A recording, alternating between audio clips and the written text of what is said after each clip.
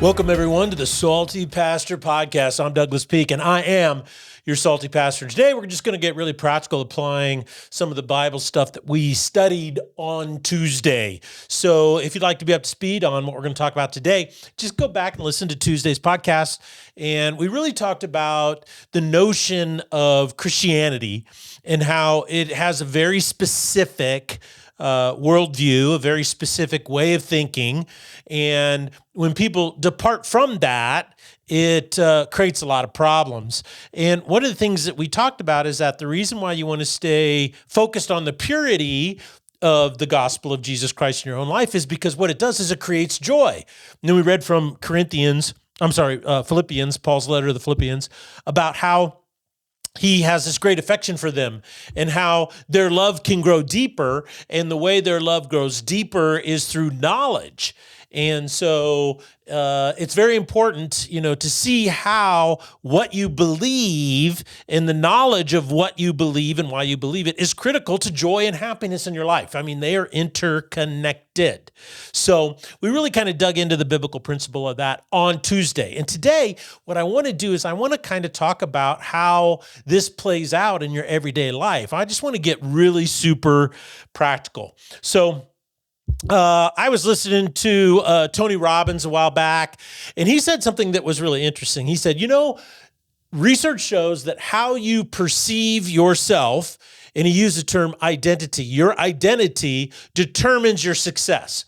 Now, he talks a lot about how to live a successful life. He focuses on success in life and how to achieve your dreams and so forth. But it got me thinking, how interesting, because where did he get this idea?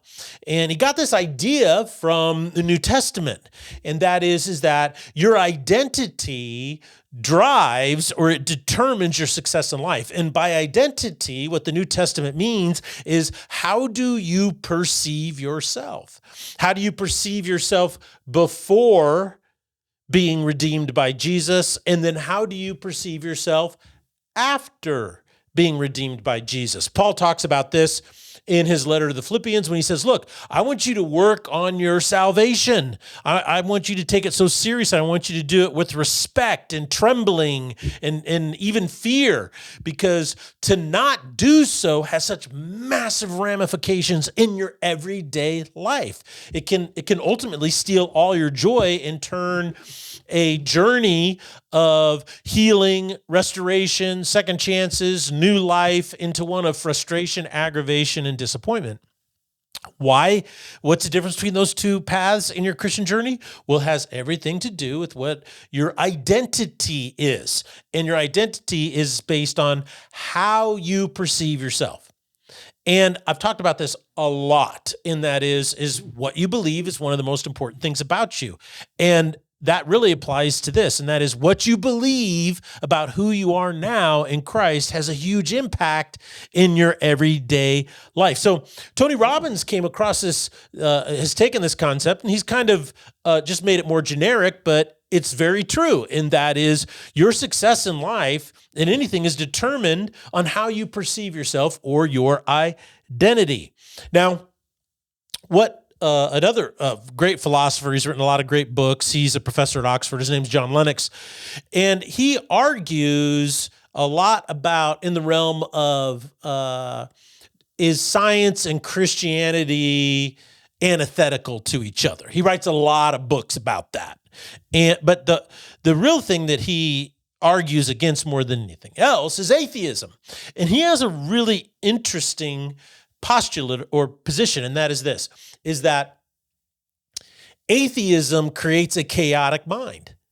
That's right. He says, if you become an atheist, you lose a calm mind, because in his opinion and in his position, atheism, right, is a rejection of rationality. And he even goes so far to say this: if you're going to be an atheist, you have to accept things on blind faith without evidence.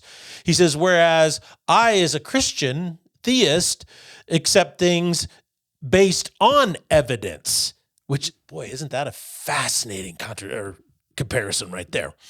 But his point is really I think, significant. And that is, if you believe something irrational, even though on the surface it seems logical, in the end, what happens is your mind becomes very chaotic. That's John Lennox's point. There's no peace in your life and there's no peace in your mind.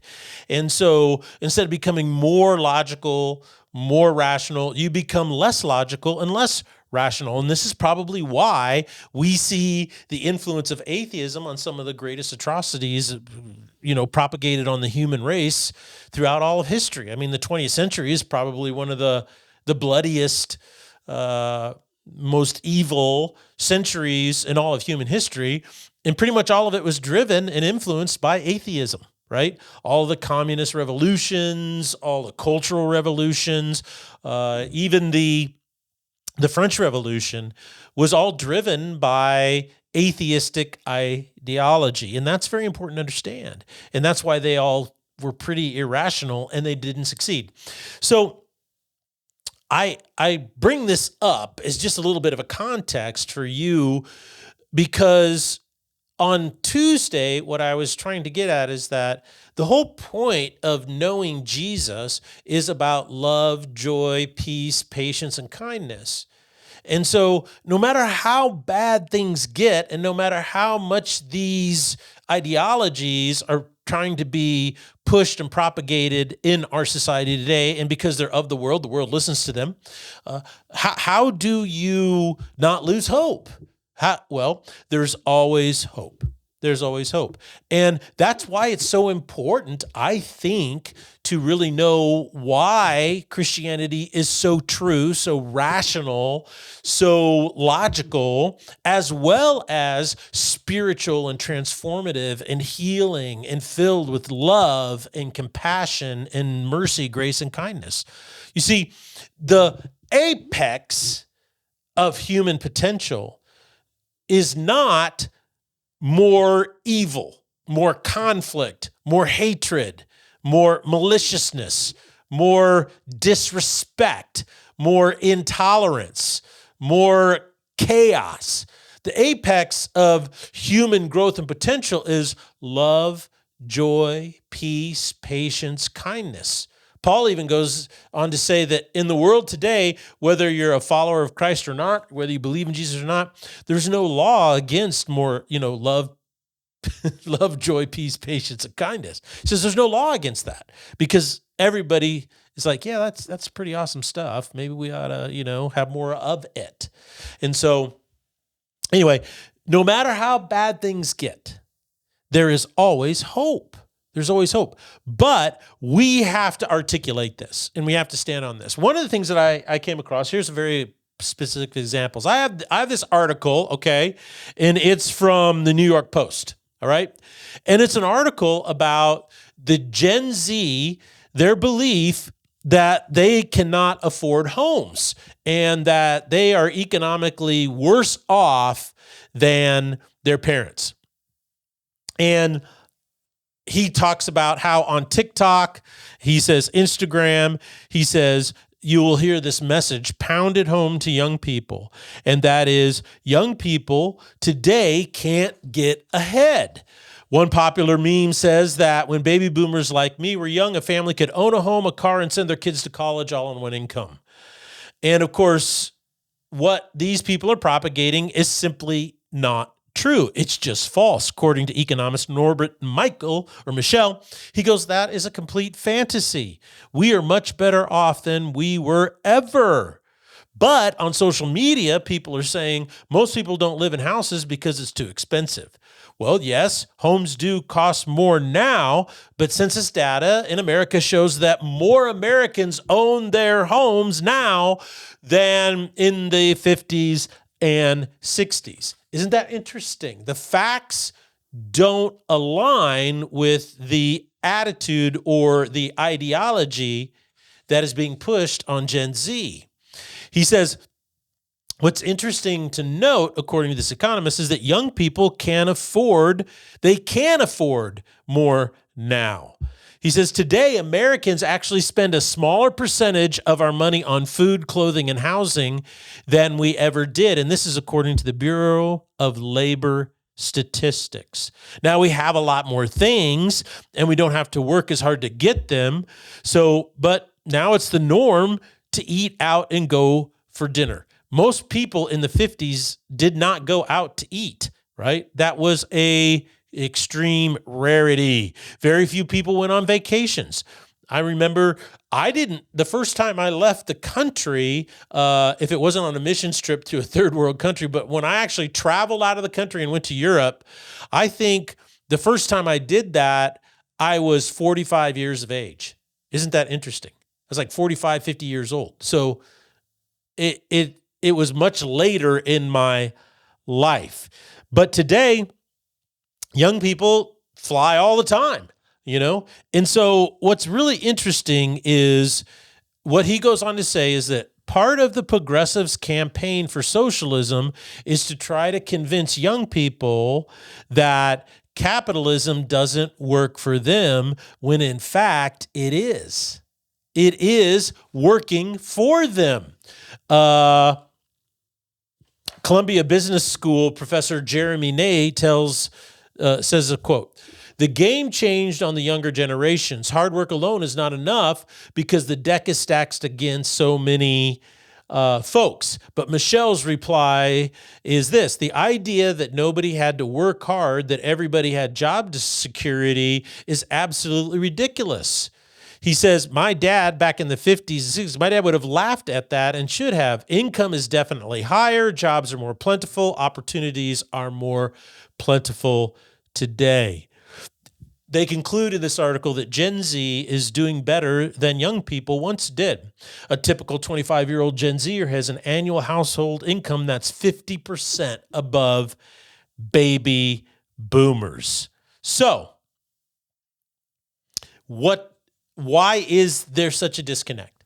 Well, first and foremost is that people constantly try to get you to believe things that are not true. And so if you're a young person today, if you're 20, 22, and you're thinking, man, I could never afford a house, it's never going to happen for me. Well, then what happens is, instead of taking responsibility for your capacity to do that, it's the system's fault, right? And so if we change the system, then I'll have more. But in reality, this is a complete lie. Right now, you have more. You have more than your parents did when they were in their early 20s.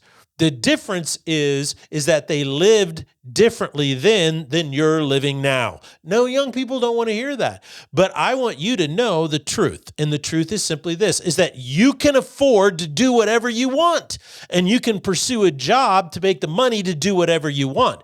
The issue is you got to figure out what you want and then actually go for it. Because if you're regularly getting a Starbucks or a coffee, you go to coffee shops all the time. If you want to take a little vacation to Mexico or over to Italy when you're in your 20s, then you're probably not going to buy a house right away. And the reason why is because you're spending your income instead of saving it. And that's really interesting, is that if you want to buy a house, you can do it, but you have to save. When I was a young man, I'm in my 60s now, but when I was in my 20s and I wanted to buy a house, we really lived lean, super lean, so that we could do what? Save every penny we had in order to buy a house. And then the first house that I bought was this little tiny fixer-upper. It had 1.5 bathrooms. It had 3 little bedrooms, and it's probably 1,100 square feet, maybe 1,150. And it was a fixer-upper, and I remodeled that house, and I built a massive deck off the back. I did a lot of work on it. Had a little tiny single-car garage. It did have a basement. Remodeled the whole basement, and so we bought that house, but we were on the property ladder. And so what am I trying to say? Gen Zers, it's not as bad as everyone wants to tell you. It's not. You can do what you want to do. But if your identity tells you, if you believe you can't, you're right. If you believe you can, you're right. So whatever you believe, you'll always be right. Did you catch that? I hope so. Now, that's just kind of in an overarching sense, but I want to get a little bit deeper on this, why this is so important. And that is because I have another article here, and this is in the National Pulse, and the headline caught my eye. It said basically that Christians face becoming a minority in America by 2070. And they take Census Bureau data, and they see the rise in atheism, the rise of Islam, and the rise of nuns. Okay, and nuns are people who check on the census form when they fill it out, that it asks, what is your spiritual affiliation or your religious affiliation? They click the box, none. I don't have one. Now, I think it's really, really interesting is that he cites in this article, right, a lot of data from the Census Bureau and from George Barna, who is he's a Christian guy who's done a lot of research on the church and generations and so forth. And he says, kind of in conclusion, that the decline of Christianity and the rise of Islam is going to reshape America's religious landscape within decades. Because you think about it, I mean, if it's almost 2030, it's 2025, right? So in basically what he's saying is in 45 years, that's just one generation. And he said, here's kind of what's happening. And I'm going to read this quote to you. Christianity in the U.S. facing steep declines, and the share of Americans identifying as Christians falling from about 90% in 1970 to 62% today in 2025. It's projected to drop to 46% by 2070. This is according to the Pew Research Center. Meanwhile, Islam is growing, aided by a younger median age. Okay. The average Muslim in America is 35 years of age. The average age of a Christian in America is 54. Okay. They have a much higher fertility rate. The average Christian family in America has 2.1 children or 2.2 children. And now in Idaho, it's different. You know what the average and this is if you include LDS or Mormonism, it's like 90-something% Caucasian here, high levels of married couples. The single population isn't as large here as it is, let's say, in other states. And so the average family here has 3.5 children, as opposed to the lower national average of 2-point-something. So it's kind of interesting there. But if you go to Muslim families, their average is 5.5 or 6.2. I mean, it's almost double that. And so you just think from a demographic standpoint, the multiplication of that is that if those people come here, they're given refuge here as immigrants, and they're given citizen status, they will eventually, in one generation, their fertility rate is going to dramatically quadruple or quintuple in just one generation, their demographic. And we see this happening. We see, for instance, in Dearborn, Michigan, it has been completely taken over. It's predominantly Muslim now. And a lot of people are like, people who really, really support diversity and so forth say, isn't that awesome? We all get along. And the issue there is that, but we don't all get along. Dearborn, Michigan, city council and the mayor there in Dearborn today they're all Muslims. And they have been sued more, I think, than any other city in the United States for civil rights violations against Christians and other religions. They're constantly being sued, and they're constantly losing. They don't care. They just keep doing what they're doing. Just recently, a woman came and said, look, there's a city ordinance here that says you're not allowed to do anything over a certain decibel rating between 10 p.m. and 7 a.m. or 8 a.m. And the mosques put on loudspeakers, call to prayers at 5 a.m. So it's waking all these people up. And if you live close to one of these mosques, there's a lot of mosques there. Guess what happens? It wakes you up. So she went and she said, look, can you enforce the city ordinance. And they said, no, we're not going to do it. We are not going to do it. So I think it's very important to understand is that these enclaves are forming and they are not assimilating. We are not getting along.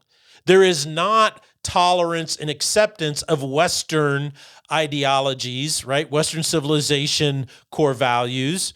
And the other thing too that's really fascinating, and a lot of people don't want to admit this, but what's happening is in these enclaves, they're practicing Sharia law. And in Sharia law, a Muslim man is allowed up to 4 wives. So what he does is he will take 4 wives, but he will only live with one, and then he will buy homes in the same neighborhood, right next to each other. So he'll have 4 homes, but he'll live in one. And then the other 3 wives will then apply because they'll say, well, I'm a single woman with children.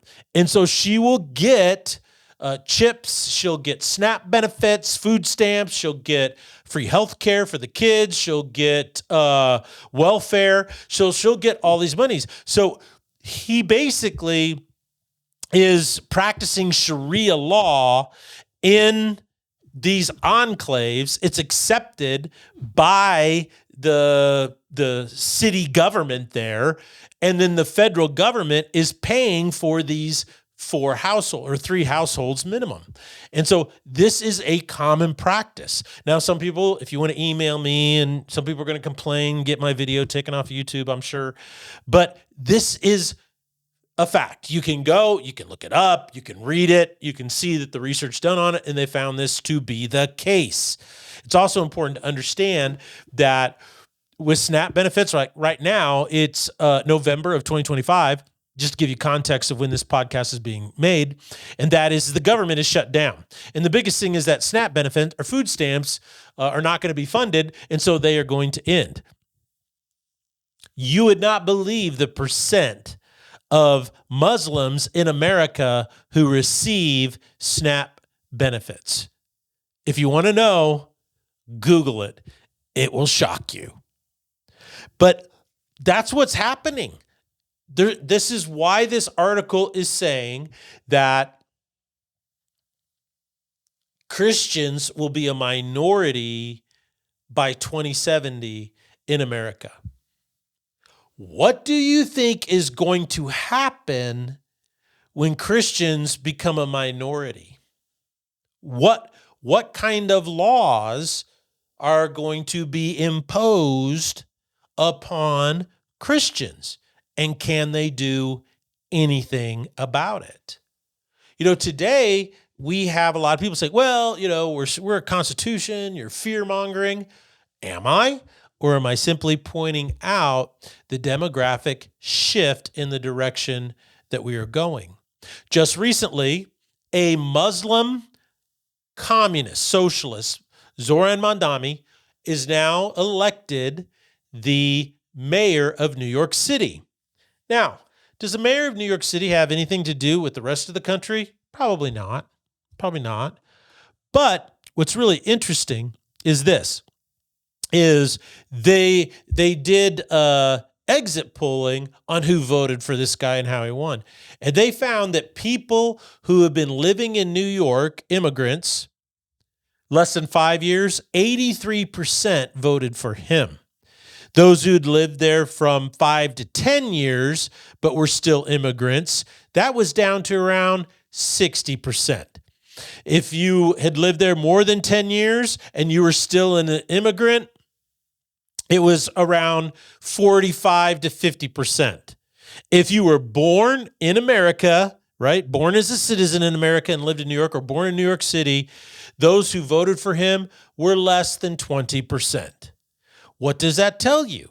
Well, what that tells me is that the Biden administration intentionally flooded America with immigrants. The estimates now are between 10 and 20 million people just in that 4 years, on top of the 20 million that were already here illegally.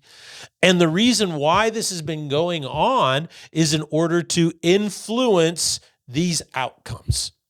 There's really no other way to see it. That's what the data says.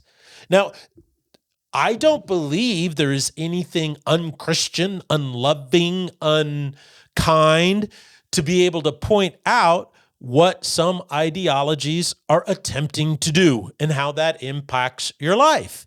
Now, there's no reason to get mad about it or hateful about it, but you will definitely want to be intentional about it and say, look, I'm not going to be fearful, but I'm going to do everything I can.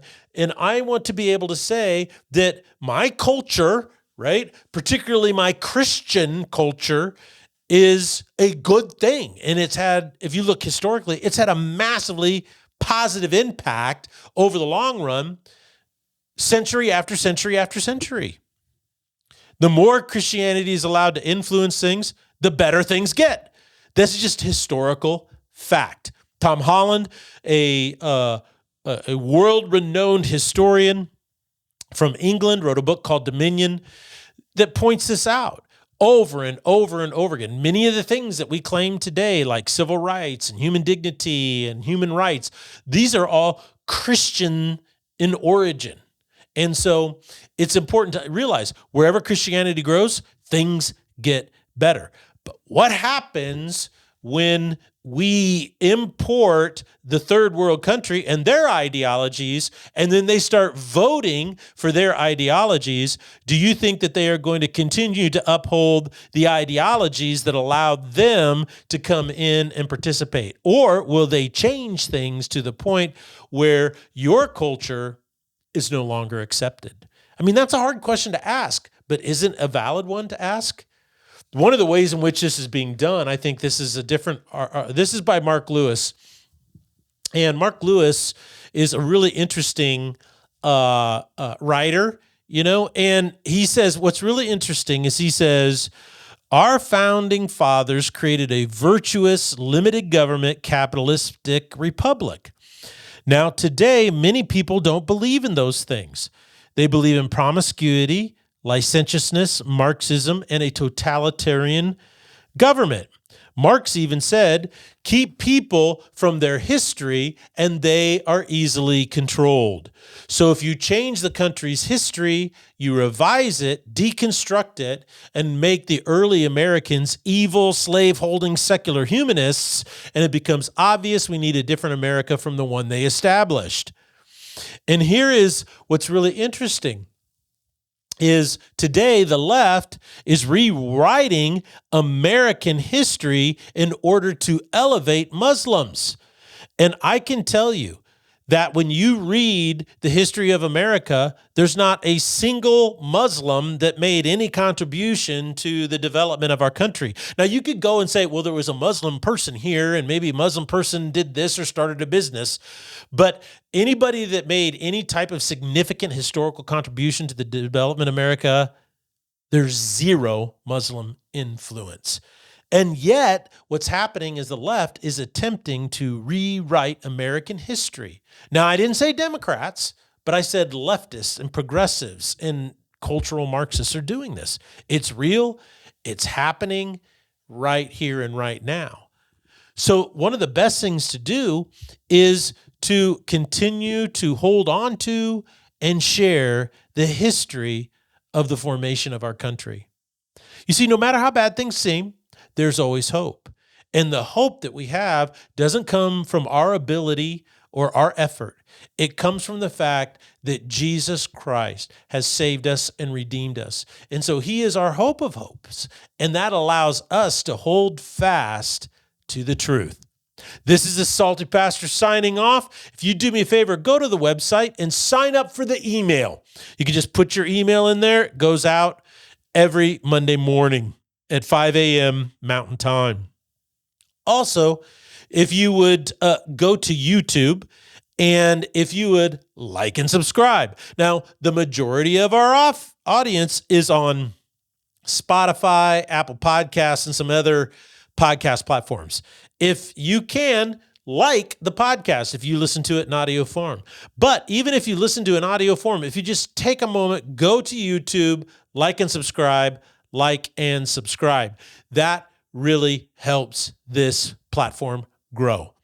Also, as we come into the end of the year, if you would consider becoming a donor to the ministry of the Salty Pastor so that we can keep helping encourage people in the faith, coaching them up in order to not only grow spiritually mature on their own, because you got to do the work for your own faith, but also in order to empower people to understand that you truly do live in the greatest nation the world has ever known. Remember, what you believe is one of the most important things about you.